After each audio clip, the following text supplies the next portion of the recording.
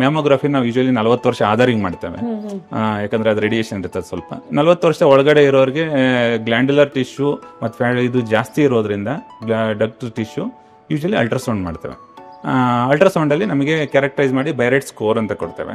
ಬೈರೈಟ್ score 2-3 ಅಷ್ಟೇ ಇದೆ ಅಂತ ಹೇಳಿದಾಗ ಇಟ್ಸ್ ಬಿನೈನ್, ಅಂದ್ರೆ ಅದನ್ನ ಫಾಲೋ ಅಪ್ ಮಾಡಿದ್ರೆ ನೋಡ್ಕೊಂಡ್ರೆ ಸಾಕಾಗ್ತದೆ. ಎಲ್ಲಾ ಫೈಬ್ರಾಯ್ಡಿನೋಮಾ ಟ್ರೀಟ್ಮೆಂಟ್ ತೊಗೊಳ್ಳೋ ಅವಶ್ಯಕತೆ ಇಲ್ಲ. ಈ ಬ್ರೆಸ್ಟ್ ಫೈಬ್ರಾಯ್ಡಿನೋಮಸ್ ಇದು ಹಾರ್ಮೋನಲ್ ಚೇಂಜಸ್ ಇಂದಾನೇ ಆಗೋದು. ಈಗ 15 to 35 ಇಯರ್ಸ್ ನಾನು ಏನಕ್ಕೆ ಹೇಳಿದೆ ಅಂದ್ರೆ ಇಲ್ಲಿ ಹಾರ್ಮೋನಲ್ ರಿಪ್ರೊಡಕ್ಟಿವ್ ಏಜ್, ಈ ಏಜ್ ಅಲ್ಲೇನೆ ಫೈಬ್ರಾಯ್ಡಿನೋಮಾ ಬರೋ ಚಾನ್ಸಸ್ ತುಂಬಾ ಜಾಸ್ತಿ ಇರೋದು.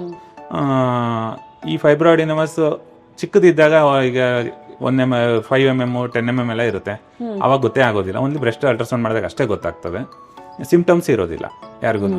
ಒನ್ಸ್ ಇಟ್ಸ್ ದೊಡ್ಡದಾಗ್ತಾ ಇದೆ, ಸೈಜು 1 centimeter ದೊಡ್ಡದಾಗ್ತಾ ಇದೆ, 2 centimeter ಎಲ್ಲ ಆಗಿದೆ ಅಂದಾಗ ಅಷ್ಟೇ ಸಮಥಿಂಗ್ ಲಂಪ್, ಬ್ರೆಸ್ಟ್ ಅಲ್ಲಿ ಏನೋ ಲಂಪ್ ಇದೆ ಅಂತ ಹೇಳ್ಬಿಟ್ಟು ಗೊತ್ತಾಗ್ತದೆ.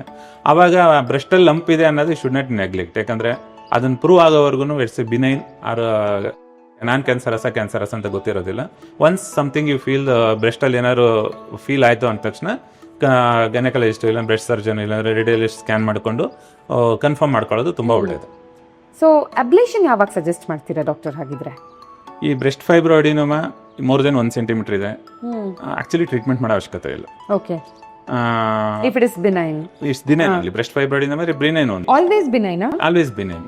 ಓಕೆ, ನಾವು ಪ್ರೂವ್ ಮಾಡಿರ್ತೀವಿ. ಒಂದ್ಸಲ ಬಯಾಪ್ಸಿ ಇಲ್ಲಾಂದ್ರೆ FNSC ಮಾಡ್ಬಿಟ್ಟು ಪ್ರೂವ್ ಆಯ್ತು ಅಂದಾಗ ಬಿನೈನ್ ಅಂತ ಹೇಳಿದಾಗ ಟ್ರೀಟ್ ಮಾಡೋ ಅವಶ್ಯಕತೆ ಇಲ್ಲ. ಯಾವ ಟ್ರೀಟ್ ಮಾಡ್ಬೇಕಾಗ್ತದೆ ಅಂದ್ರೆ ಇದು ಫಾಲೋ ಅಪ್ ಮಾಡಿ ನೋಡ್ಬೇಕು 6 months 1 year ಅಲ್ಲಿ.